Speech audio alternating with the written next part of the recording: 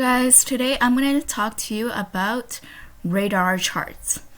So what are radar charts? Radar charts, you'll see the ones that are like triangles, and those ones, what Excel is doing is connecting all three of the axes.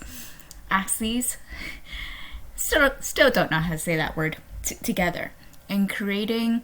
And what that chart is telling you is that, for example, the one that I'm showing you today is there are a bunch of fishers that went to a lake, and then they caught a lot of fishes.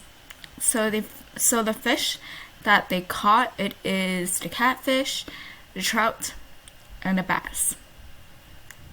And the chart will show which lake has the most fishes. And how we're gonna plot that chart is first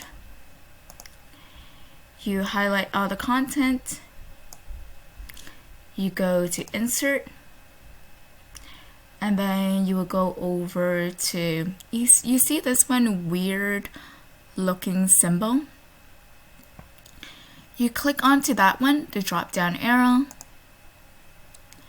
and here is how the chart will look like.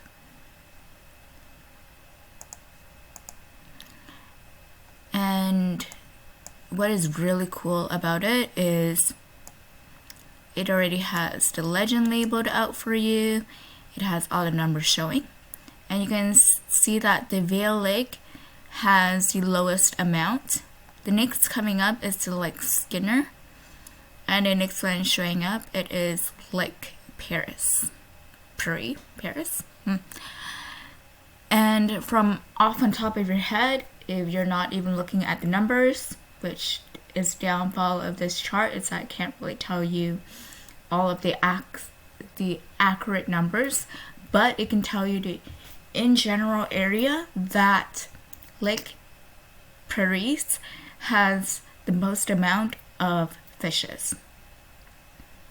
And I believe the highest one right now, it is the catfish. Yep, and I was correct. Catfish has the higher one. And for your own reference down in the future, if you ever want to know what is a radar chart is, I highly advise you is to move the chart onto another brand new sheet. And how you do that is go to chart design,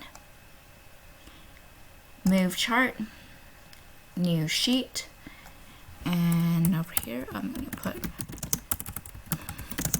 radar chart.